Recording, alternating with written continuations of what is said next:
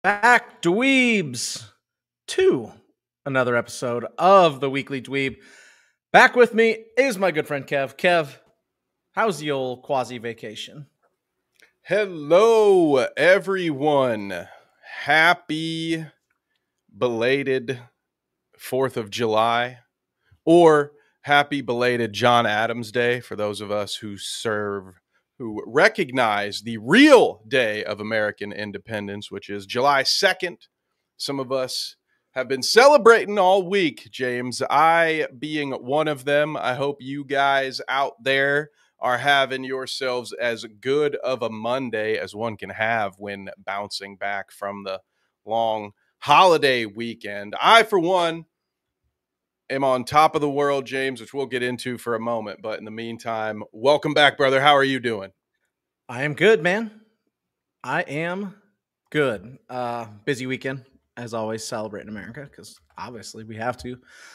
Saw fireworks, didn't shoot my own off. So, but good time. Good time. Kangalop says CC3 is effed. We're not at 3 minutes. I'm going to stall for a minute. Canceled the whole thing. I'm not a creator clash guy, Kev. That might be more your territory, but canceled for good, it looks like. Oh, well, I bet if I were a betting man, I would put a few dollars down that this will come up on tomorrow's stream with Danny. Seems like the place for it. We can close the book on the Creator Clash saga, but let me just say, for one, I'm not surprised.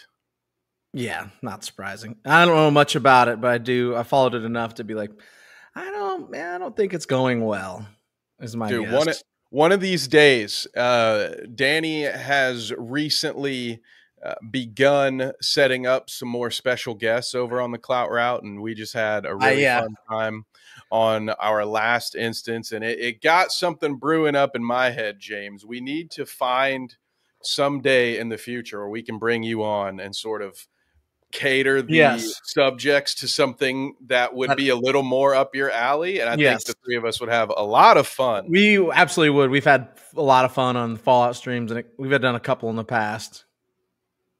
So yes, the answer is yes, we should, and yes, I would love to do that. We can introduce you to the wild world of, I guess, internet culture. Yeah, for lack of a better term, I'm not a part of it. Every once in a while, I pop on and say hi, and that's the most you'll get out of me. James will be our Ted Mosby for that episode. Right. I demand for commission for all the hard work I've been putting in trying to get people on and Discord invites. Oh, well, shout out to Kang. I did not shout out Kang. Realize. Heck yeah. Much obliged. Kang, one of our Clout Crew OGs, and apparently a producer as well. Yeah. So thank you, boss. I appreciate that. Clout Route producer. Kev, more bad news last week while you were gone. No. And I mean, this is not surprising because all corporations are doing it right now. Variety reports that Microsoft cut approximately 9,000 jobs on July 2nd, which would have been last Tuesday, across the entire company, including some in the Xbox gaming division.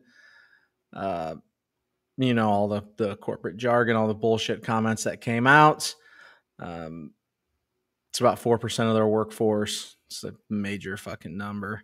It's all bullshit, right? Like all their announcements or their comments on it are pathetic. Microsoft, the gaming division, is scrapping 2 upcoming video games. The reboot of Perfect Dark, which I was very intrigued by because I played the 64 game, has been canceled. So Rare's game is canceled. And then the fantasy title Everwild also canceled, and then it is shutting down the initiative, the whole studio that was creating Perfect Dark. They shut the whole studio down. And then, top it off, the next day, the Seattle Times reported that Microsoft's 2025 layoffs, which also include around 6,000 people that were laid off in May, revolve around its desperate $80 billion AI infrastructure investment. They are freeing up money, spending money to invest more heavily in the AI infrastructure to keep pace with the ever-growing AI bubble. Yikes. The article is Microsoft's push into AI doesn't mean the company is replacing workers with the technology.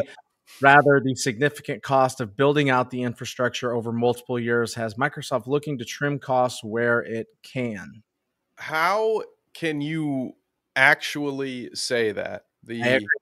This reminds me of the Bill Hicks bit when he talks about how much he hates marketers and their ability to just somehow go to sleep at night. Now, that's a little bit different to this, but how do you say with a straight face, no, this won't cost anyone jobs after you just laid off, excuse me for my bad Vegeta joke, but what did the Scouter say about their layoffs? They're over 9,000, and you're going to sit here and say that AI won't cost anybody jobs. What, except for the 9,000 that they just cost you? Yep. Man, dude, I was trying to be less rantful. No, today's a rant. Really, this one's a rant. Boils my this blood. Is a fucking rant one. This is wild too. These layoffs come as Microsoft is having one of its best years ever financially. The company is ahead of Apple in market cap on the stock market and is only trailing NVIDIA as the most valuable company in the world. And listen, I feel bad for the longtime viewers. I know we're preaching to or from the choir. I don't really remember. It's been a long time since I've been to church, so I don't remember how that phrase is supposed to go, but I get it. Some of you get it. But man, this is exactly what a lot of people have been worried about. And when it's happening at companies this large, that's just what everyone's going to aspire to be. And, there's going to be more of these mergers. We got that going on in chat right now. Kang, good luck. This shit's never fun. I am sorry to hear that. Yeah. And it always depends, mergers are weird because it depends on the two sizes, but it's always this helps when you're making money. This helps when you're making money. That gives you at least time. The television station I worked at last year had major layoffs, and we were safe because we worked in sales. So they weren't going to cut the people that made the money, but then we left them and said, fuck them. Yeah, because you're only safe until they do know how to do what you do. And then at that point, it depends. And I don't want to paint every company with this paintbrush. I'm sure there are some good ones out there. But generally speaking, the larger the company that you become under the umbrella, the more likely it is that people are going to get squeezed and be replaced, especially when we see one of the most successful companies in the world hemorrhaging their employee base to replace them with an AI structure. So I don't know if I were you, don't get yourself fired, but maybe be a little slow to respond to any request to help train up an AI to assist you in your position. No shit, right? That is going to assist the company in replacing you, or at the very least cut off a lot of your leverage if you do go into like, hey, boss, it's time to give me some more money. Now we've got half your work in a database. We'll just pay some kid out of college half, and we'll see you later. What's a pension? So anyway, this is not your financial hour podcast, but gang, it has never been more imperative to have your own little side hustle. If you've got it, if you're set and you're good and you feel good, no one knows your situation better than you. Disregard me, but it would be great to have a side hustle you can make your own money off of right about now. So if you've ever wanted to chase that passion, this is your sign. Do it. Make it happen. Yeah, man. We've been, touting this AI horn for quite some time, and Derpy ain't wrong here, but so what's gonna fucking happen, man? Like, what do you like? Okay, it's not. They're gonna actively say it. It doesn't like this. This is the quote from the Seattle Times article. So I don't know if there's a quote from Microsoft or if it's out of the article. I don't have the article up. But if you're gonna say it, their AI push doesn't mean the company is replacing workers. Well, you laid off 15,000 this year so that you could afford your AI push. That is ultimately going to push fucking more people out of the company. Yeah,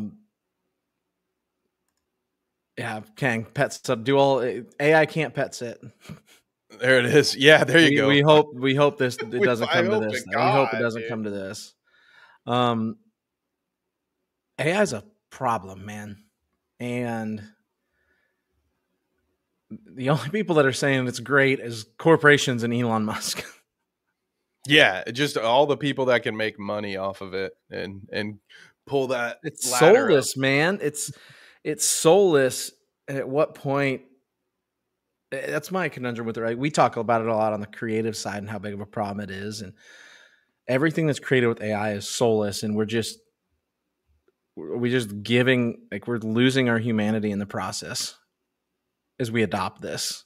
Yeah, we've gotten, I think, to a point, just generally speaking, where convenience might be the enemy, as far as it really does impact your, not only just your critical thinking, but your regular old just problem solving ability, your emotional regulation. Yeah. Like, the longer we talk about it, fed shit constantly, and then resort to at Grok, is this true? Like, we're getting to a place where, multiple rugs can be pulled out from under any one of us at any time, because we're not really paying attention to a lot of what might be considered just our own life maintenance. And I'm guilty of all of this, so please don't think I'm preaching to anyone here, but it's just a dangerous game. And I think that AI is the worst part of it. Like this, the further we go, and like you said, it's usually the people that lack these skills, or at least don't value them. Because what are AI being used to replace right now? They're being used to replace artists and like assistant roles, or like a lot of administrative stuff that is very valuable. Anyone in a business will tell you how valuable it is. But when you're a CEO and you answer to shareholders instead of your actual employees, the easiest way to show profits is to get rid of people, cut costs. That will always be the most profitable way to make things get out of the red and look good, to make you look good. And so those are the people that want the AI, the people that don't value your work, the people that somehow in the last 20 years, the average CEO raise has gone up like 1,500%, while you can look up what the average worker's percentage has gone up in the same amount of time. Like, it's just, the whole thing is disgusting, and it's just the rich getting richer. And it's sad to see some people just willingly buying into it and saying, here, yeah, take it all. What? I don't need it. I'm not going to need this job. I'm not going to need to create anything. Why am I even here? We're in the damn matrix. Like, you might as well just plug a bunch of wires up my ass and make me a potato, because there's no point in me being here. Exactly. That's how I feel about it. And Kang, I agree with this. Kang says, if I can tell a business using AI art or writing articles using AI, actively avoid them. Different medium, but about a month ago, Yahoo Sports laid off all their major fantasy writers. And then the ones they were using AI to repurpose their podcasts and write articles. And I will never, ever use them again. Period. Yeah. I hope it was worth it. Like, and maybe I'm one in a million, but I absolutely fucking refuse. Fuck that. Talk about disrespected jobs and career paths. I mean, journalism is effectively dead across the board, but yeah, especially whether it be like sports or entertainment style journalists, like they were already always undervalued. There's I'll just say there's a reason I don't work for any of those sites anymore. Like the amount of labor you put in based on what you get back, and it turns into no one really cares about what you're writing. They care about how many Facebook groups did you spam today. And the soul had been sucked out of it a long time ago, which is why I'm not surprised to see those same folks now just saying, yeah, we can churn out AI slop, because who cares? Sports people are idiots. Who cares? They're just big dummies that drool from the mouth while they're reading this anyway. Why do they need good actual journalism? Meanwhile, you go look at someone like Pablo Torre and the Pablo Torre Finds Out show, and you can see that, wow, absolutely, there is an appreciation across the board for people with talent who do investigative journalism, and you could actually make this profitable. But they don't care, because they either need 80 million to build an AI infrastructure, or they need 200 million to sign a Stephen A. Smith or a Pat McAfee, just some idiot who can talk about the Lakers 7 days a week and just get people mad, understanding that so many people get that little release from just being mad on the internet. Now, why give you good content when we can just force feed you slop and piss you off, just like and this? Stay right here. Kang has dealt with it. Business website wrote an inaccurate article about the company she worked for, and at the bottom said the article is written with AI and they had a staff member edit it. That's such bullshit. That is incredible. Yeah, and then there's, of course, such bullshit. Nobody can bother even reading the article half the time, let alone get to the bottom to discover. God, no, you can tell it's disgusting. It takes 1 second to notice it. Yeah, the comment section where people who only read the headline debate.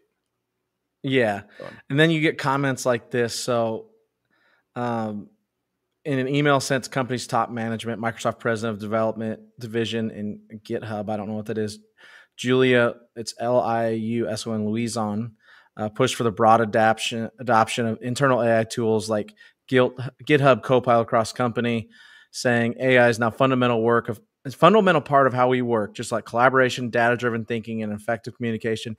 Using AI is no longer optional. It's core to every role and every level.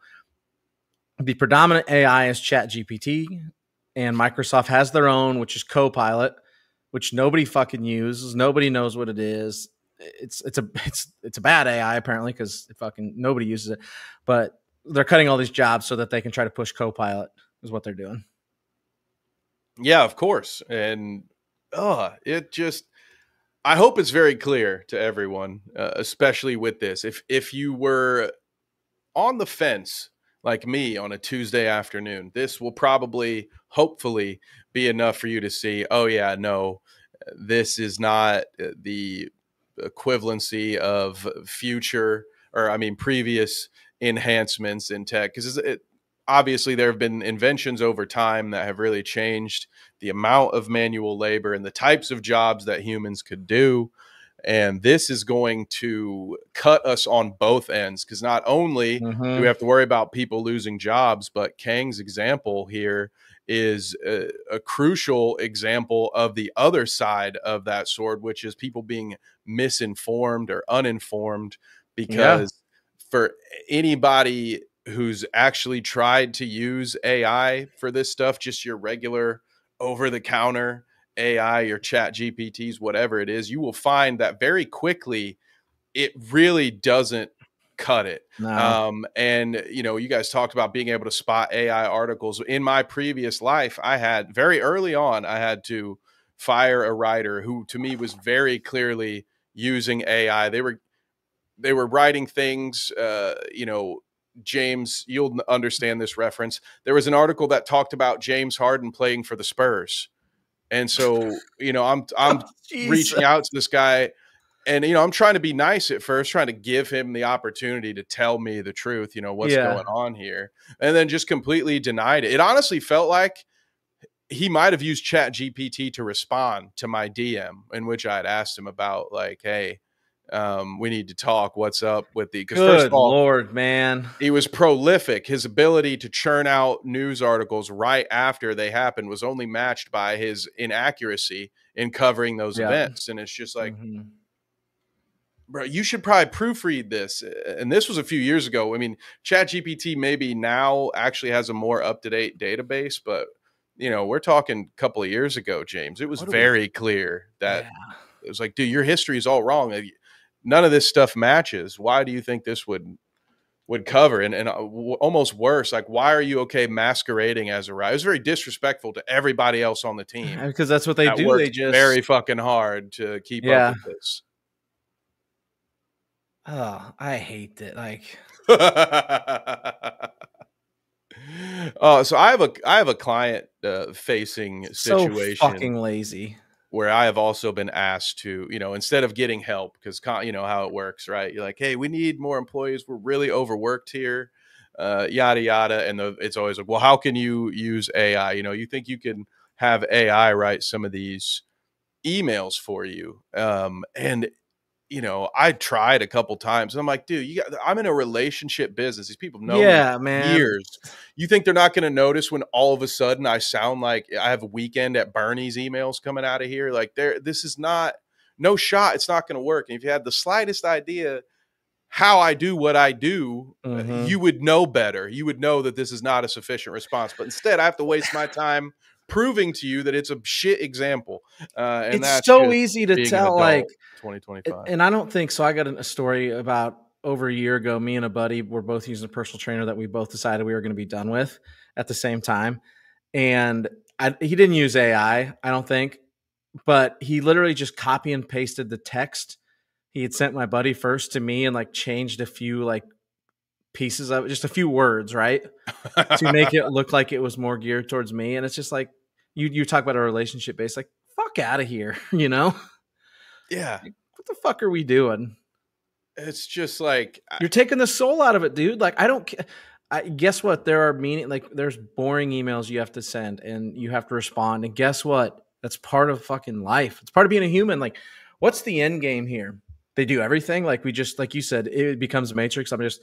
I plug my ass on this couch and I fucking am fed through a tube and I'm induced and I'm fucking half asleep all the time. And you just become, your muscles degenerate. Like, what's the end game? Fun. Yeah. That sounds like a great time. Maybe they can put us into immersive dream states. Like, they just put us into a coma and then we can go do whatever we want and pretend we're right. Good life. It's like Inception, except worse. But like the Oasis, it's like Inception meets Ready Player One. Yeah, exactly. Like, what? Good times. And not surprising that Kojima has some thoughts on it in his game. Yeah, he tried to warn us. The one guy, he tried to warn us, and now he's here. I'm sure there's some very good commentary about. Oh yeah, yeah. Like Kang, like San Junipero. The only difference is we're not going to be dead yet. Yeah, but yeah, there is some, man. Speaking of Black Mirror, boy, oh boy, there are some episodes that really are fucking relevant these days. And I enjoy Black Mirror because I enjoy the bleak outlook of humanity and how it goes about it and just the different stories. Man, there's some I know there's some AI ones. It's one of the early episodes is the social media score one, where people can't see you if your social media score is too low. Like, there's some fucking scary shit. Yeah, there's a lot of those are strikingly and saddeningly accurate. Kang says she can't watch it because it puts her in a shit mental state. I'm really good at watching it and keeping it separate from, like, I enjoy the bleakness of it, which is a really weird thing to say. Another one, there's the video game episode where the guy tests the horror video game and it kills him. Like, they ruin his brain. Yeah. Spoilers if you haven't seen it. It's like season 2 or 3. I tend to agree with Kang on some of that. Like, when I found out they were taking Bandersnatch away from Netflix, I like binge watched it for a day and a half. Bandersnatch is awesome. It's impossible to do it now.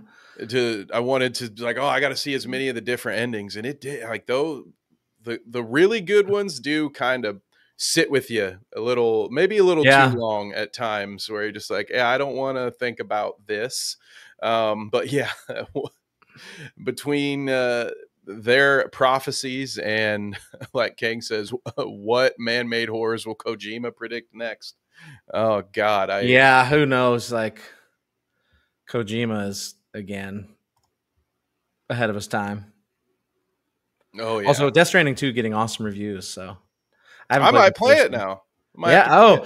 Oh, speaking of, Kev has a new hat on, and Kev has some major fucking news, which I meant to lead with, and then I opened this fucking rabbit hole. So, Kev, let's change tune here.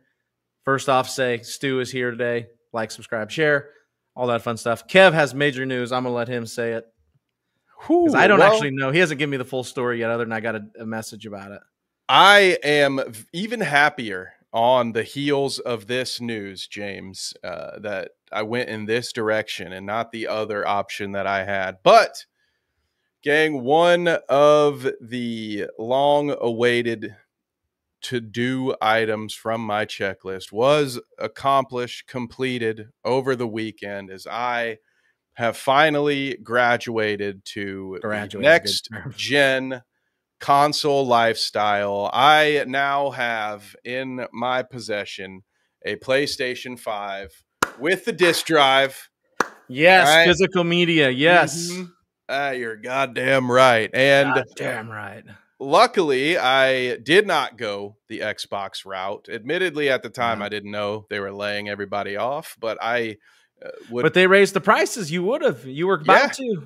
In May. They raised the price to a point where even just their digital, at that point, it was like, I think for another $130, $150, I can just have a PlayStation with a disc drive.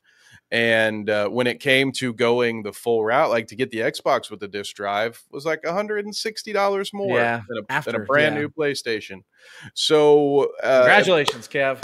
I got to get the system that I wanted anyway. You know, this is a Sony family, despite our rivalry. That's it. You know, no one, you know, some of the best rivalries are internal. They're inside the family. So, you know, I do have endless appreciation for Sony to some degree. And now I am in there and can finally play things like Helldivers 2. And well, I guess I could have played Jedi Survivor. They retconned that into a PS4 game, but yeah, gang, but much better. It's much better. Yeah, I'm happy to report. I suck at Marvel Rivals, by the way, unrelated. Playing it on PS5. Oh yeah, I deleted it from my laptop. It could not run. Yeah, it couldn't run. Okay, so congratulations, welcome. First off. So you're playing Rivals. Is there anything else we're going to start playing? Like college football comes out this week. I feel like that's probably on the radar. Oh yeah, college football is the main reason I haven't really purchased any games yet. Just sitting on it because it comes out Thursday.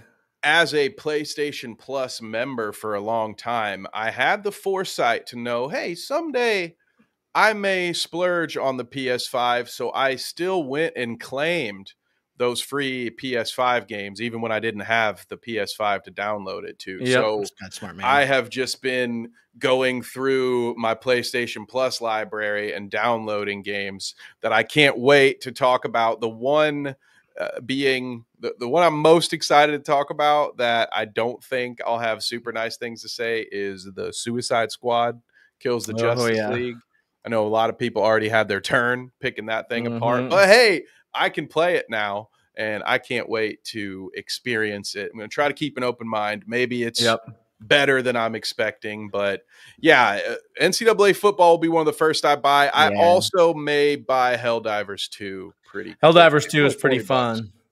So if you play it, I'll add you. I'll join you sometime. Helldivers 2 is a lot of fun. I haven't played it. They added a new enemy and stuff. I haven't played it in a while, but it is a lot of fun. Music's awesome. Kang says stream Silent Hill 2 remake. My thing with the Silent Hill remake and then the next Resident Evil game, I don't know if I want to be live playing those fucking games as I'm shitting my pants scared. That Silent Hill 2 remake scares I'm thinking of the new Silent Hill game, but even like the Silent Hill 2 remake, them games are fucking scary. See, I agree with you. I do think that would make it entertaining. There's probably right. Yeah. There's one stream I did on this channel when I didn't know how to do things, and apparently the game's audio didn't come through. I played Layers of Fear. I would, at some point, I'd love to restart that from scratch and get it to work right. But I also get very scared in these type of games. I'm weird when it comes to that, and I don't know if you all are in agreement based on Kang's take here about Red Rooms, which I'll pull up in a second. She may be of a similar mindset, but like I love horror stuff, but part of it is that I really allow myself to get immersed. Like I like to be genuinely scared. I don't like when it hangs around for a couple of days and like I have a hard time sleeping or whatever. If it's too gory, like I don't want that sort of imagery, but I love getting spooked. I love being scared, but I genuinely like I get really scared somehow, some way, even though like I know that that's all cough syrup and ketchup. Like I know it's not real, but I allow myself to kind of fall into it, and I am a real scaredy cat on a game stream. Like I will screech and squeal and say, "Oh no, fuck that, no." That's I don't want that. I want that recorded. Then they're gonna be using that on shows like Clout Route, making fucking fun of me. I agree. One of my biggest regrets is I had some OG 64 Zelda games that I have no idea where they ever went, and oh god, it makes me so sad. I do have a black disc copy of Final Fantasy VII, which is fantastic. So glad I have that. Speaking of though, Kevin, since you now don't have any money because you spent it all on a PS5, big news for you is AMC Theaters is offering 50% off tickets on Tuesdays and Wednesdays, part of their free AMC Stubs reward program. This is beginning July 8th. I'm reading through this because I haven't read this whole article exactly. Offering 50% off Tuesdays, in addition to the previously announced 50% off Wednesdays for those that are part of AMC Stubs rewards program. This is replacing AMC's prior discount Tuesday deal, which offered $5 tickets for Stubs members. In addition to half-price admission, AMC is discounting its small popcorn and drink combinations on those days. Oh God, I love PR. There's always a good spin to everything, isn't there, James? Yes, correct. Yes, so you lost your $5 Tuesdays, but you get 50% off. What? Probably a $13 ticket. 13. That's what I was gonna say. $13. What a deal! What an improvement to your program. So it's $6.50 on Tuesdays, but now it's also $6.50 on Wednesdays. So now you have to go on Wednesdays for it to be half. Yeah, to not if you feel go on like Tuesdays, you're getting ripped off. Yeah, on Tuesdays it's $1.50 more. Yeah, Tuesday will just remind you of what once was. This is very interesting to me. You almost had me. I'm not gonna lie, James. They had me there in that first half. I am a rewards member of a different, much smaller chain that somehow has 2 theaters in Columbus and then like 1 in Illinois and 1 in Colorado. It doesn't make any sense to me, but like whatever. We're here.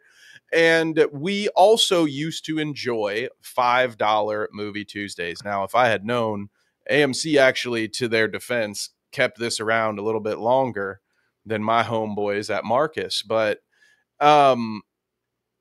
the fact that it's was once $5, like I get that ticket prices are going up a little bit, but it is a funny way to market that. It's not an improvement at all. The popcorn used to be like, it maybe wasn't a small, like you used to get a free popcorn too. I think if I'm going to a movie, so I got an email like maybe last week or 2 weeks ago saying my Stubs points were about to expire, which I think they take a year. It wasn't like it was like 2,600. That means I have not gone to a movie in a year, which is probably correct because I don't go to movies like I used to because they are too expensive and my time is I don't have a ton of time anyway. It's just funny, like you're talking about PR spinning. Okay, so CEO Adam Aron made this announcement. Here's his. I'm going to give you a quote, and you're going to have a fucking field day with this. In quotations, following the overwhelming positive guest response to our announcement of 50% off Wednesday ticket prices, 2 things became clear. First, our Discount Tuesday program will benefit from clear, concise messaging that resonates with value-seeking moviegoers. So we are changing our Tuesday prices and our Tuesday consumer communications such that Tuesday and Wednesdays will both feature the same 50% off pricing offer. And second, these moviegoers are also seeking value on concessions. While moviegoers are not required to purchase any food or drink to take advantage of the ticket price discounts, there's an opportunity to add incremental snack purchase revenues for AMC on Tuesday and Wednesdays. Have fun. Was that to the shareholders or what? Was that supposed to be a public-facing message? He didn't say that to the reporter, did he? I don't know. I'm not sure. You know what really breeds brand loyalty, James, is when you tell your customers about your revenue streams. That'll get them. Whoo! Describe the new discount plan as part of AMC's continued effort to offer a better value for budget-conscious moviegoers. I feel like that's the consumer version of the ick, you know, where it's just like, revenue streams. Man, what? Yeah. So let me get this straight, James. The defense that they've come up with is our consumers are too dumb to understand. Really? The difference between a $5 Tuesday and a half off Wednesday. So to make it I'm going to look right now while you're doing this. I'm going to look at AMC on my phone and see what a ticket. You keep going. I'm going to look. We're going to charge them more money to make it easier because they're stupid. They can't figure it out. Brilliant, dude. I love that. That's so good. Okay, I'm looking at F1 the movie, which I've heard is really good. If I want to go tomorrow, which is cheap day, right? Mm-hmm. So do you have to go? Yeah, you have to go before 3. Is that right? Oh, and it's a matinee. Then that ain't even. Well, I can't remember. Well, this is. It used to be all day. This doesn't look like this has the new pricing in effect. Ooh, 1 p.m. tomorrow is 20. 1 p.m. tomorrow is 20% off. It's $9.59. Oh, discount Tuesdays savings will be shown in your order summary. Okay, so I got to literally get all the way to the end here. Give me 1 second. Oh, so they can get you with that FOMO. Yeah. Well, there's all now. Look, the Fantastic Four snack pack, LEO collectibles. Karate, get the fuck out of here. Continue to purchase. Let's see. You know, I want that popcorn bucket though, so I might have to make a concession for the concessions. I literally can't even get there because I don't have. I must not be logged in. Oh yeah, let's sign in. I have one, guys. Come on. We're prepared for this. Not to worry. I must have. I guess this tracks because I have not logged into AMC since I've gotten my new phone in the fall. See, that's not a ringing endorsement. So now I literally have to go look up my password. So that's not good for AMC right now.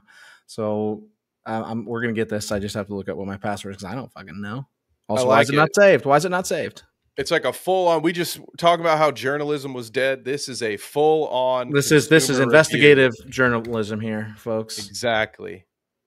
If only I had known, I would have mailed James an envelope and told him he couldn't open it until right now. I'm telling you, I love Pablo Torre finds out, dude. The dude is cooking. Fun. He is on to something.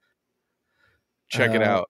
Save password. Is he the sports guy that found out about the collusion shit recently? Yeah. Yep, and found out about Bill Belichick's girlfriend situation before that. Yeah. Dude, he's balling, dude. I want to see the total. Okay. Here it is. Okay, so the 50% off is on there. So if you go before 3, it's a $9.59 ticket. 50% off is $3.60. I don't know how that is half of $9.59, but do your thing, AMC. Convenience fee $2.19. So nice. I don't know if that convenience fee is an online thing only, like if you go and get it. So let's hold on there, right? Dude, see, that's what I was saying earlier about convenience. How the hell So if you take that convenience fee out, then it is $7.40 to go before 3 o'clock on a Tuesday or Wednesday. And $3.60 is still not half of that, but nice try, guys. Math is hard. So $8.18 online. So your $5 ticket went up. Now let's go later in the day. Yes, I'm canceling order. I'm not going. Yeah, get that out of here. Thank you, Shadow. Yeah, nice hat. I love the color of that hat. Okay, now let's see. Okay, tomorrow I want to go to F1 at 9 p.m. Adult supervision required. They didn't ask me this. Oh, starting at 7 p.m. So you have to be an adult starting at 7 p.m. But 3 p.m. you're good. You can skip school and watch it. Adult I like ticket. Adult ticket is $11.99, so $12. Okay. Oof. Okay. Click into the next one here.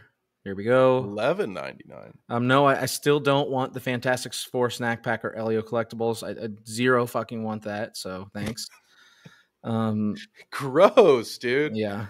All this upselling, and not even the Fantastic Four movie. Yep. God, you end up at the same exact price, $11.99 minus $6. So they know how to do math. Math is not terribly hard for.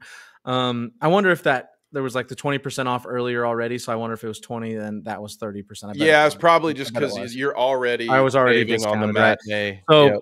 So your total is still $8.18. Still rip off. That means your matinee is not half off, so it's a lie. Yeah, it's a lie. Corporate lie. So I think if you go to the store, like if you just go to the theater and just buy a ticket, it's probably $6. It probably doesn't have that online convenience fee, right? Yeah, which is still what, Kev? What is $6 more than? Ooh, it's more than half. It's more than $5. It's more than your $5 Tuesdays, folks. It's 20% more. So nice job. Nice job, AMC. You really fucking got us there. I can't tell if Shadow's comment is a joke or real life at this point. I would like to believe it's a nice, good, sarcastic joke, but there's like at least an 8% chance that this is true, right, James? Yes. I like to believe it's probably a joke, knowing Shadow, but we'll never know. He'll tell us. What up, Headbug? Welcome. You missed an AI rant. Very AI rant. That's good. Yeah, so you might have pulled a fast one on some of America, AMC. You didn't get us. Your new PR announcement is fucking bullshit. If you're in Columbus or Colorado, I suggest Marcus Cinemas instead. Yes, Shadow is announcing it is a joke. Kev, when is the next movie you're going to go to? There's a question for you. It was Sinners. That was the next movie I was planning on going to see. But realistically, I will be the first in line for that amazing Mr. Fantastic popcorn bucket.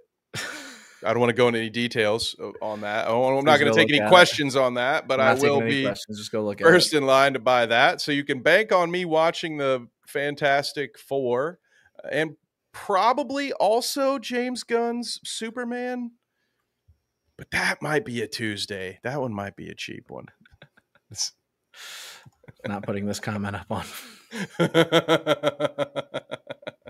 Ooh. The comments are coming in. I was clicking on the wrong ones. I think the last movie I actually do remember. I think the last movie I saw in theaters was Oppenheimer because I wanted to see with the full sound on it. I don't know. Even Superman's gonna have to get some great reviews this week for me to want to see it in theaters. I just don't know. I feel like I've watched the movie in trailers. I don't know. Like Fantastic Four to me is kind of like, if it gets killer reviews, I'll consider it, but it's kind of like a fence one. Like I never was going to Captain America in theaters. I do wish I would have saw Sinners in theaters. I probably fucked that one up. Shadow, we're going to talk about that here in a second.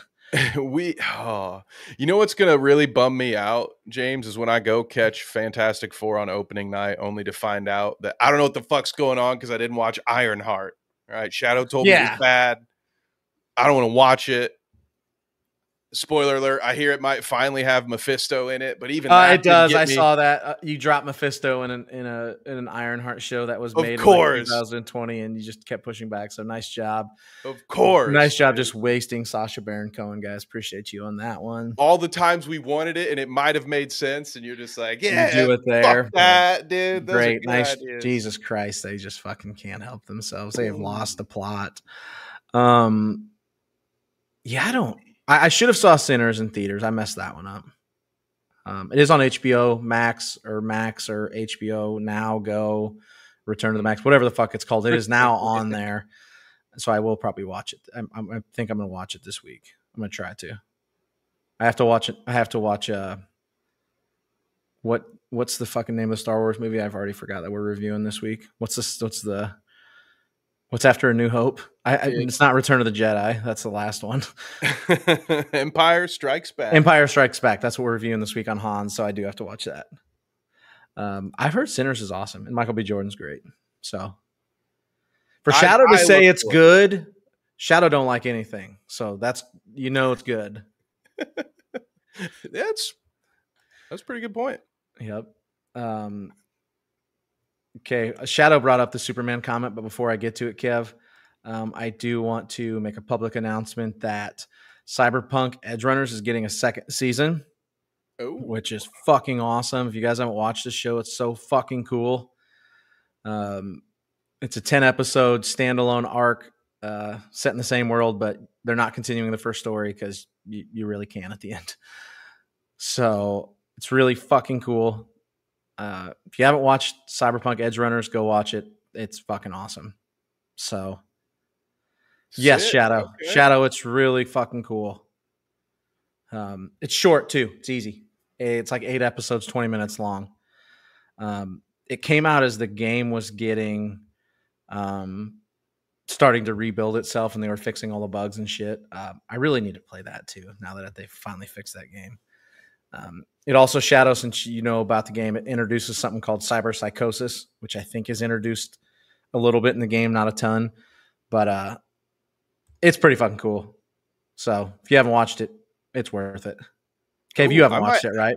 No, I need to watch it. Sounds like it's good. I also need to return to the game. That was the one game that I ever had. Y'all are going to laugh that I haven't heard this one before. It was the only game I owned on Stadia because once someone gave me a Stadia as a gift and they shared their copy of Cyberpunk with me as well because that was a cool thing about it, right? It was such a great idea. Let's have this system where you only stream games. You don't own anything. You can buy stuff that eventually, well, guess what? I have this really cool controller-shaped paperweight that luckily all I did was pay a monthly fee. I only got half ripped off. Imagine the person who actually bought the hardware as a gift. Right. So their fault. I bought Cyberpunk 2020. So I love CD Projekt Red because I love The Witcher 3 and that got me into the whole Witcher thing. But I bought Cyberpunk 2027 or 2077 the day it came out. I bought it the day it came out. Ooh. I bought a PlayStation copy before. Remember, Sony banned it from their. It was so broken that Sony removed it from their game store for like 6 months. Which is saying so much. Yeah. Like for Sony to do that. Yeah. Now, what CD has done is they have spent countless updates and hours and money to fix that game. And as Shadow says now, I've heard the game's fucking awesome. And I really just need to go back and play it. And it's just, I keep forgetting about it because I can just upgrade the copy I have. I have a PS4 copy and I can just upgrade it for free, I'm pretty sure, on my PS5. And then they had a huge, the Liberty, not the Liberty City, that's GTA. There was a big DLC that came out last fall with Idris Elba in it. That was supposed to be fucking awesome. So it's one of those games, like, I know it is awesome. Like, Shadow's right. I just keep forgetting. Yeah. The limited run that I got through, it was very fun. Like, I also would like to. I remember driving a car and climbing a radio tower and really struggling with the controls, and it was really glitchy. It was really bad on PS4. It was really, really bad on PS4. So maybe we'll get back to it. Maybe Kev will stream it. But very excited for Edgerunners. Headbug says cyberpsychosis is what happens when you spend too much time on Twitter. Yes, correct. That is absolutely correct. Also, yes. Yes, also yes. Last thing I got today, Kev, I want to pull back up Shadow's immigration comment. Where was that at? You mean super immigrants? Oh, uh-oh. What happened? What happened now? James Gunn is being James Gunn. So I think I got to get the timeline of these comments right. And maybe they were all from the same one. I don't know correctly on this. essentially, James Gunn has now said, screw them. There will be jerks out there that find his new Superman offensive just because it's about kindness. He says, I don't know the exact timeline of these, so I don't want to mix these all up. In an interview with the Times, right? Is this right? I should have done a little more research on this because I saw the original immigrant comments. Yes, it's the Times. The name of the article is James Gunn. Some people take offense at my new Superman. The director reveals why a superhero reboot as jokes politics is only 2 hours long. He's the Man of Steel the world needs now. I have not read this article. He talks about the 3 things he doesn't need to see again in a superhero movie, which is great. Batman getting killed, Batman's parents dying, Spider-Man getting bitten by a radioactive spider, and then baby Kal-El landing. Okay. But he had some pretty comments that the internet has taken hold of. The main one is, let me find it here. It's the immigrant comment.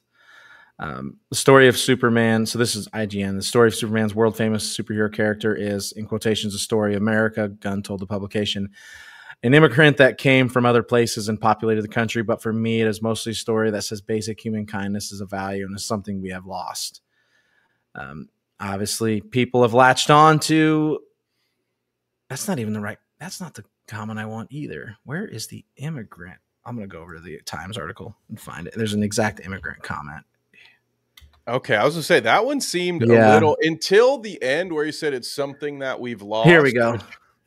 I could see some people disagreeing with that at first. I was like, that doesn't sound that spicy. Is that the... Okay. Oh, he's technically an illegal alien. Yeah. Let me go to... Because people latched on to a very specific quote. Now I'm now of the wrong. I don't think that's the right quote. Yeah, I'm interested in hearing the quote before I give really any feedback. I think, generally speaking, we've been making fun of corporate PR speak a lot this episode, so this may be a fitting topic. But yeah, I'm pulling up Twitter so I can search it correctly because I do not have the right thing. There are certain aspects that I feel like the modern filmmaker, or at times actor or actress, sometimes they pick like just the worst time to say stuff like that, like 4 days before your movie's going to release. And maybe I could be wrong here too, because maybe it's just there's no such thing as bad press. But you go back to, what was it? Snow White. Like, all I ever heard about that movie was how much everyone hated the actress. Like, even more so, even like the couple of reviews that I did end up watching just spent at least several moments of an aside explaining why the lead was such a pain in the ass and was really detrimental to not only the movie's release, but even some of her coworkers and stuff like that, where it kind of blows my mind. I'm sure it happened plenty of times in the past. We just didn't have the 24-hour news machine that we have, and people's willingness and ability to really hyper focus on any moment of any interview and bring it back up and make it a larger ordeal than maybe something that would have been published in 2 papers 50 years ago, and the majority of us never would have heard about it. So I wonder, because I don't really know. I don't know how controversial. He might have not said anything, and it just was something that people ran with. But generally speaking, I feel like that's been a recent development in the whole movie making industry, where people have this uncanny ability to tank their own movie release or give people and that's where, because not like it before they've even watched it. Exactly. So now I know who tweeted it, and I'm going to find the exact comment here. Drama. So I'm now down a rabbit hole. Ooh. I have to scroll back through. I love it. We got to make that into a recurring segment. I think I'm going to get a banner made. Then we can turn it into a shirt. Down the rabbit hole. Variety quotes it, and it says, Superman is about an immigrant that comes from other places and how we've lost basic value of basic human kindness. And he goes, yes, it's about politics. Okay. Yeah, I don't really have. Again, I think But maybe the timing of it is bad. timing's not great, right? Because it's a week before, but we're paraphrasing quotes, right? So Gunn's immigrant quote is, I'm gonna jump back and forth between articles here so that I make sure these guys aren't where did aren't paraphrasing the London Times article. Let's see here. 3, 4. Okay, yeah. Yeah, I mean, Superman is a story of America. This is an exact quote. An immigrant that came from other places and populated the country, but for me, it's mostly a story that says basic human kindness is a value and something we have lost. Who's we? Is it the whole world? I think he's talking about just America? society in general. Society. Society. They then ask him if it will play differently in blue states versus red states, and they cite New York and Kansas is blue versus red, and he goes, yes, it plays differently, but it's about human kindness. Obviously, there'll be jerks out there who are not kind and will just take it as offensive just because it's about kindness, but screw them. Oh, there's so much to I enjoy. Oh man, gang, it's gonna be a few more minutes. We're not out of the woods yet. I got a lot to say about this, James. Politics. Okay, let me go back to the Variety one because it has it. I can't find it there. Let's see here. So while you look that up, okay, okay, you found it. Here we go. He continued, yes, it's about politics, but on another level, it's about morality. Do you never kill no matter what, which is what Superman believes, or do you have some balance as Lois believes? It's really about their relationship and the way different opinions on basic moral beliefs can tear two people apart. Okay, that's a lot more context. This is a huge London. The article is huge. So before we dive any deeper, I want to throw out one of the possibilities here in this branch of possible outcomes. Some of this could be a little bit, or at least it sounded a little bit like a front-loaded cope, where he's like, oh, some people are going to hate this movie because they're jerks and they hate empathy. Like, all right. Speaking of Creator Clash 3 being canceled, James Gunn, maybe don't follow their marketing techniques of trying to guilt people into supporting your shit. I think with all of the words now that we've been given, I still maintain that this really wasn't that hot of a take. I think they've just lashed on to very specific words. So I didn't read this beforehand and I thought I was going to have a different take, but now it's literally just, I don't think he should I wouldn't bring up it's about politics, right? The week before it's released, but I also they locked onto one word and didn't finish the sentence, right? Which is, again, that's what the internet fucking does. Yeah, the out of context part is not great. I would call it gross, but the only part of that where he kind of lost me, and it maybe echoes with Headbug's take here about you, sir, are pandering, was when the interviewer asked him, will this movie play differently in red states versus blue states? Yeah, that's a bad. And he actually entertained that, first of all, incredibly stupid question. I'm so sorry. Which remember earlier, gang, when I said journalism was dead? See exhibit whatever. We've had a few of them today. We'll call that exhibit E. Shit question. No offense, but get better. You can do better. I promise. I know you can. And James Gunn, shit answer. What? Why? First of all, how do you know that?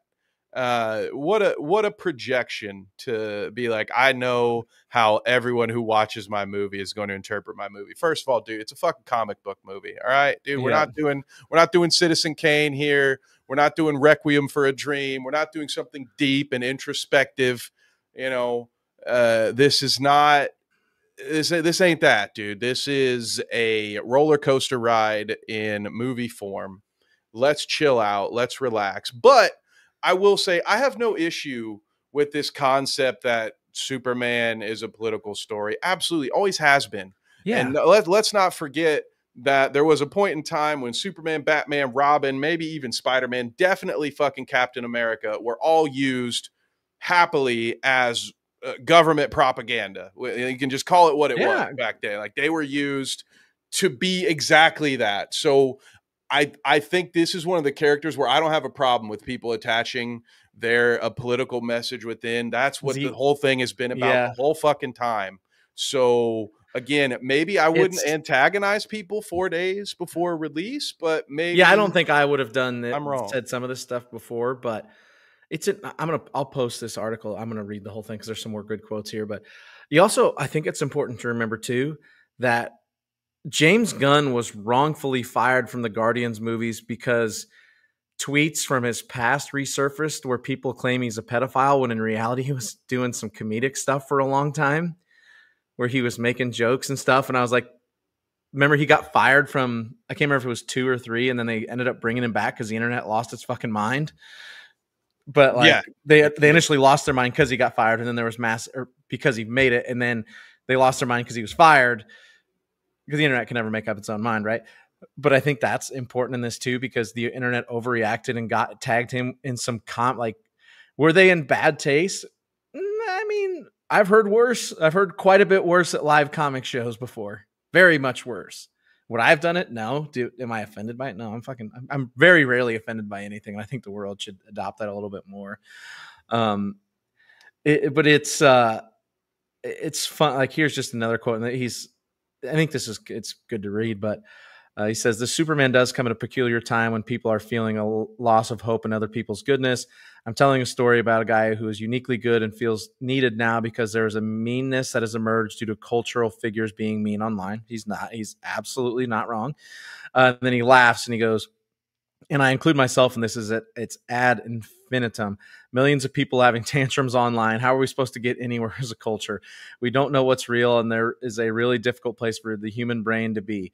If I could press a button to make the internet disappear, I'd consider it. And no, I don't make films to change the world, but if a few people could just be nicer about after this, it would make me happy. Oh boy. Yeah.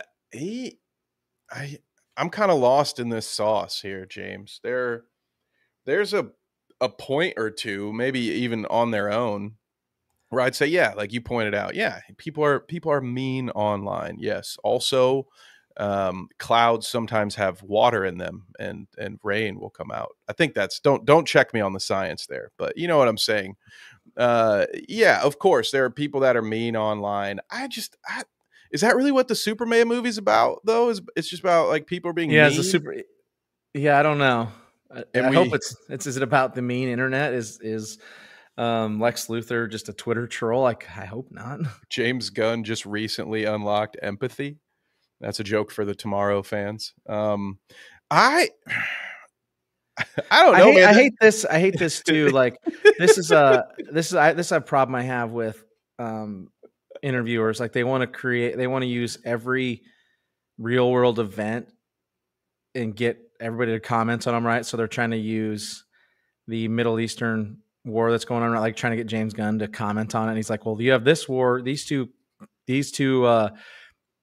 countries fighting in the movie. Is this is this like a parallel to what's going on in the real world? And it's like, this motherfucker filmed this over a year ago.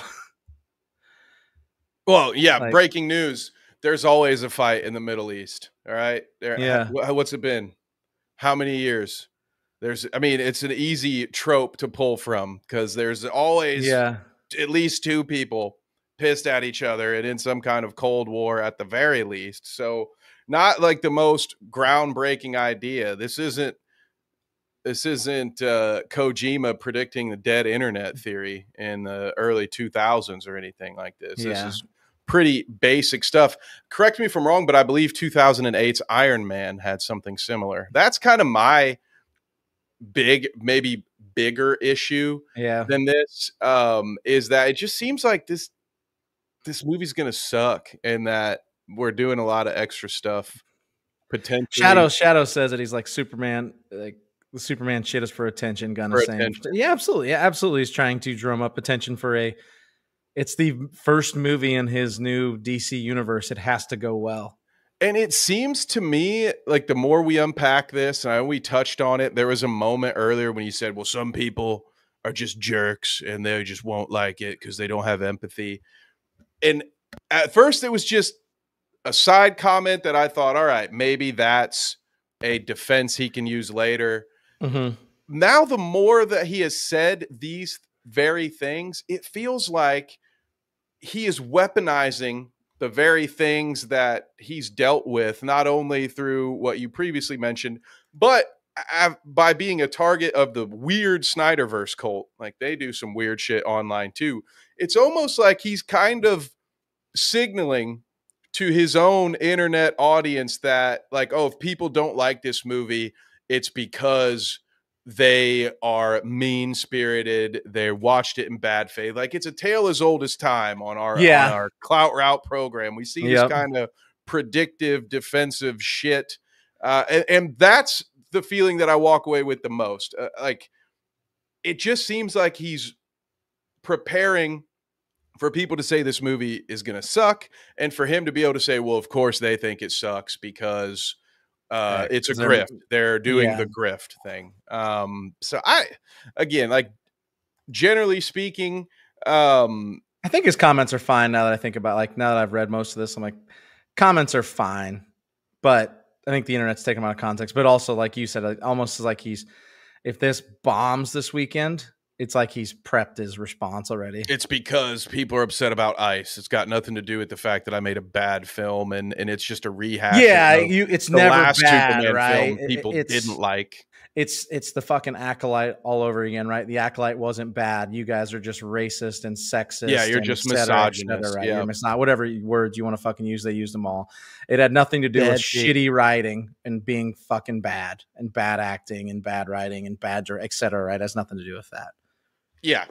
Yeah, because, otherwise, like you said, none of that was too inflammatory. I just think he's trying to protect himself. He's learned the game now, and so he's like, oh, well, if I can prime people up for this. Yeah, I mean, he's been through it.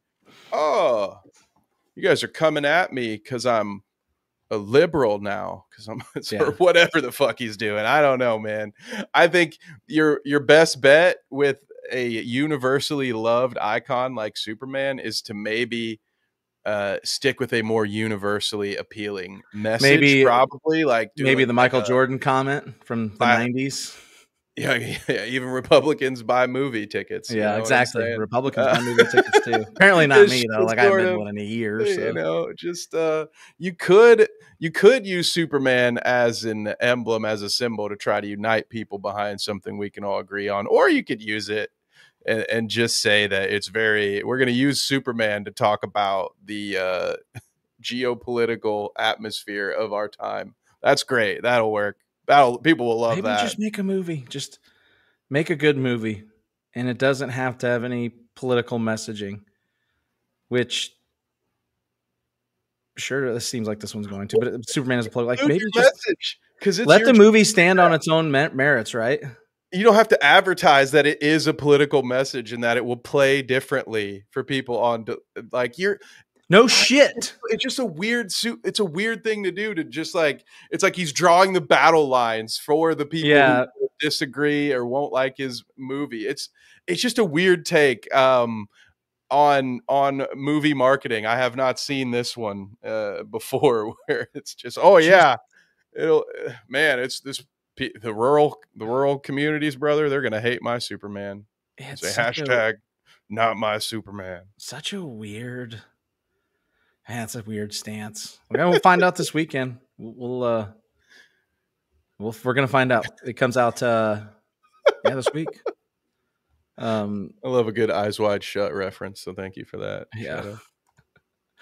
I do agree with Shadow here. Like, just tired of lack of the messaging and lack of making something wonderful and thought-provoking. Like, we've talked about it, one of the best films of the year is Sinners, right? Like, Sinners is fucking good. Period. Yeah. That's the first thing. Period. It's good. You know, I apologize for so often regaling you with stories you probably don't care about from my time taking creative writing in community college. But I say these things just to express that it quite literally is one of the first things they teach you, should you aspire to endeavor along this path. All right. Entertain first and foremost. Tell a compelling story that resonates with the audience.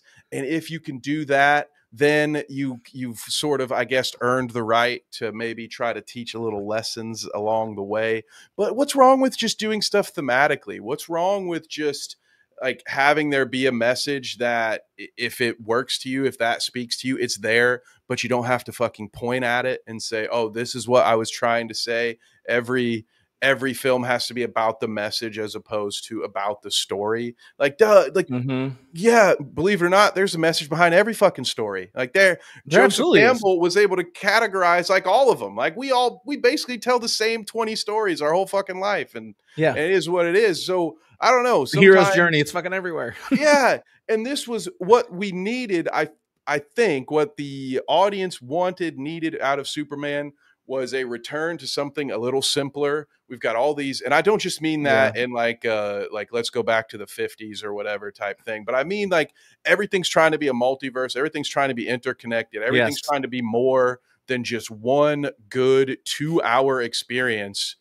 And he just couldn't do it. Superman be good. Let the bad guy be Lex Luthor. Let him be evil and let him just fucking have a great story where he beats him up. Crypto gets stolen. Like, let the story play for itself and not, you don't have to throw all this other shit in there. Not every good guy or not every bad guy has to be. It's a lesson. It's a lesson. The sporting world is learned really hard that Hollywood hasn't figured out just yet.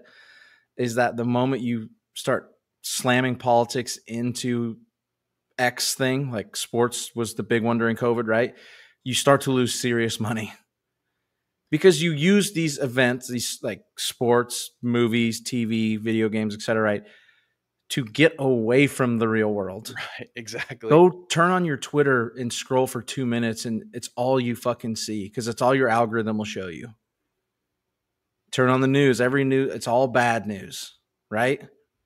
So you can have movies that let the fucking movies be the movies. God forbid a movie just give you hope. Let me eat 1,600 calories worth of a giant popcorn bucket for less than $25. And maybe AMC, you won't have to send me an email saying my points are about to expire because I haven't been to a movie in a year. Like that's a crazy. Like I was surprised when I got that email, but I'm like, damn, I really haven't. Like I said, I missed Sinners. I should have went to Sinners, but other than that, I really can't think of one movie in the last year. I was like, I need to see that in theaters. And I don't think it's right now either. I do not want to see Jurassic Park. I've heard it's terrible. I do not want unless Fantastic Four does some crazy shit and pulls a rabbit out of their hat. Like I don't expect to want to go see that. And Superman, I'm pretty on the fence right now because we've watched enough of the trailers for me and you to be like, I don't fucking know. Yeah, I think I've seen about all of it. It has nothing to do with the political shit. It's just like I feel like I've watched the movie and I've watched that stupid fucking blood spitting scene 25,000 times. Yeah, it doesn't look good to me for a number of different reasons. We've talked about it probably for 10 hours at this point with all the different previews they've done, but there's the one thing I'll give is that I think they got Lex Luthor right. So he looks awesome. Nicholas Hoult looks awesome. But yeah, Nicholas Hoult is kind of just a dog. So it's sort of like I can't think of speaking of the dog he's been bad at recently. Yeah, he was he was good in the X-Men First Class movies. And just like the clip we watched last week is probably my favorite clip. We've watched most of the trailers and the clip. The clip where Superman barges in and is questioning about stealing his dog. That's the best clip I've seen of that movie yet, and it is all Nicholas Hoult. He is awesome as Lex Luthor. But everything else to me has just been like, meh. But they haven't showed him much in a lot of it either. Yeah, there's a few scenes of him staring at the sky while Superman flies by. But I don't know. For a movie that's had more previews than I think any other movie in recent memory, they really haven't done a good job of selling me on anything other than this might not be a story beat that I'm vibing with because it feels very similar to the story arc that the Snyderverse Superman was on. Yeah, you've mentioned that in our reviews of the trailers. Yeah, I don't necessarily need government v Superman right now. No, that's not what I want. just going to remind me of the thing that I thought y'all were trying to have us forget by doing this whole switch over. Literally in the middle, you had multiple films in production that were still part of the original universe, and you fucking just cut it, split it down the middle, just so you could do a reskin of the same universe Superman. Yeah, it's like, what? Make it a little brighter. There should have been sort of like a list of story plots that could not be included because we just fucking went there. You would have complained, rightfully so, about, I don't want to see Bruce Wayne's parents die again. Well, I don't want to see the same fucking movie that I just watched 10 years ago. How the fuck? What's up, Polar Knights? Oh, Polar.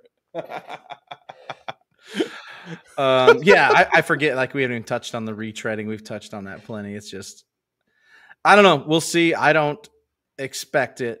I think it's going to underperform this week, and that's my prediction. We're going to be talking about it next week, and unless something crazy happens, I don't feel like I'm going to see it in theaters, and I definitely will not be seeing it by next week.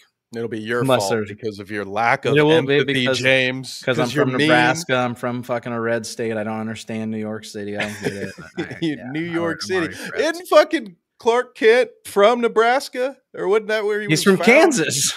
He's found in Kansas. Like, oh yeah. Yeah, like in the Snyderverse, remember, I think they bury him in Kansas. I just keep wanting to unpack this.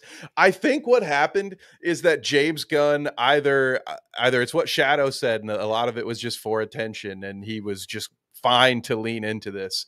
I wonder if this was an instance where an interviewer asked such a ridiculous freaking question that he didn't really know how to answer it, so he just kind of answers with a yes, like, oh yeah, it might, because he kind of just said yeah and then repeated the question, like almost as if it's just sort of autopilot, like, oh yeah, it might play, and then he just pivots immediately to talk about, it was kind of a very senatorial thing to do. Right? It sounds like somebody out on a campaign where you get asked a question and you just, there's no fucking way I'm not answering that because it's not part of my prepared material. So I'm going to say like once, thank you, Shelton. And then boom, I'm going to go into my prepared speech. Try to swerve into it. Yeah, it kind of felt like he just was pivoting off of it. So again, some of this falls on the very stupid question that if I were James Gunn, I probably would have had some choice words for that interviewer as soon as the recorder was off. Like, you stupid bastard. Are you kidding me, dude? I don't have a hard enough job out here. Half the internet hates me. The other weird corner of it thinks that Snyder should still be making this movie. Like, can you ease up, pal? You're gonna ask me these stupid questions so you can tank my movie for me? But look, maybe I just noticed this too, and we could sit here and rant forever. We'll get out of here soon, but underneath the picture, so there's, I'm gonna pull this up. This is not a James Gunn quote or a James Gunn quote. Okay, well, we can't call him that now, James. Go on. Yeah, James Gunn quote. That's just too mean. Yeah, I want to point out, so this is the article, right? Like, this is the London Times. I want to point out right here, I think this is really, if I was them, I would have stopped this. Right here where I'm highlighting is just, it's the caption under the photo, right? It's not a quote from James Gunn. I want to state this. It has nothing to do with him. But this quote says, Superman's back and the Man of Steel is taking on Trump. First of all, what the fuck? Why would you do that? What an editorial! Yeah, and, I mean, just the choice of this photo is kind of funny. I guess this is different, but there's nothing about the word immigrant in this title.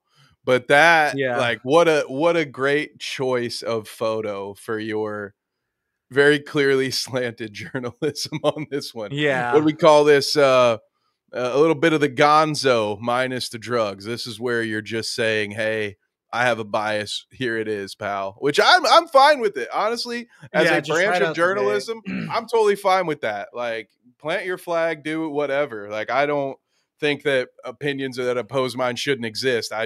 So I'm cool with people being like, here it is. Here's what I think. So I have the easier option of being like, well, I don't want to read this. Yeah. But wow. Boy, if I were James Gunn, I'd have a different opinion than the one I just said. Yeah, I would not want this to be the front page. I cannot believe they referenced Trump right underneath that picture. Superman's back and the Man of Steel is taking on Trump. Why would you like Jesus? That's bad for business. That's bad for business right there. And that isn't. They did it. Not. Photo. Yeah, and they use that. They use the photo of Superman getting arrested. Man, dude! Wow. Bad decision right there. What? And this is the Times, right? The corrupt New York Times. Sorry, I'm a little out of practice on my London Times. Oh, the London Times. The corrupt London Times. They're just mad, okay? They've never forgiven us for the Boston Tea Party. I said, it's just a little tea, okay? If he said that, I'd actually laugh my fucking ass off. That would be really fucking funny. Polar Knight says, I don't get the appeal of men in spandex, but hey, love what you love. And he asked if I'm in Alaska. I wish I was in Alaska right now. No, I'm in Indiana, and it's fucking hot. Hot. Ooh, yeah. The Fortress of Solitude up in Alaska. I could use a Fortress of Solitude right now. My AC bill is going to be $2 fucking billion because it's so hot I can't turn it off right now. Kev, that's all we got for today. We could go on this forever. Welcome back. I was worried we weren't going to get to an hour, and here we are, almost an hour and a half in. I said maybe the magic words. I said 30 to 40 minutes, and we ranted on AI for 30. So, Kev, thank you for joining me. Thank you. Glad to have you back. We're going to be back live Wednesday, 9 p.m. Eastern on Hot Shot First as we work our way through the Star Wars movies. Number 2 on deck, The Empire Strikes Back, arguably the best movie in the series. We're going to be reviewing that. So come join us there. Thank you, everybody in chat. Kang, Headbug, Shadow, Derpy was in there earlier. Kang carried us earlier. Appreciate it. I just saw, Pulling Spring popped in there just briefly. Oh, shout out, boss. Keeping an eye. And then Polar Knight's popping in here. Polar Knights were pocketing it. Yeah, it's no, it is hot. It is not me causing the heat wave. Kev, you're back now. Outside of here, where can they find you at, buddy? Oh, that's right. You can find me tomorrow evening at 6 p.m. on the Clout Route with Danny, probably talking at least for a moment about the canceled Creator Clash 3. I'm sure there will be a whole other list of fun topics. So come on down. Go ahead and subscribe to the Clout Route. You might be our 700th subscriber over there. We might have crossed it, but last time I checked, we're sitting at or maybe it's 600. Either way, we were at 99. So we needed one more sub over on the Clout Route to hit that next goal. But don't forget to help us get to 200 here. We appreciate all of the viewers, especially the lurkers out there. We appreciate you. And other than that, man, Carnage Media would love for you guys to support me at work. And that's free. You can do that for free just by watching any of our free fight videos that come out daily or tuning into those live streams, which are right before Han Shot First. So if you can stand to listen to me talk for 2 hours, there you go, Carnage Media. Other than that, keep those notifications on, because on top of clipping out some segments from the stream, which we're working on doing more of, we still have some videos in the works that will be coming out this summer. So very excited. I've already teased some of those. So if you know, you know. If not, I guess you should be subscribed then, right, James? You should be subscribed. He's absolutely correct. 2 away from 175. Come join us, folks. Kev, until next time, buddy, we'll see you Wednesday. Thank you, everybody, for joining us.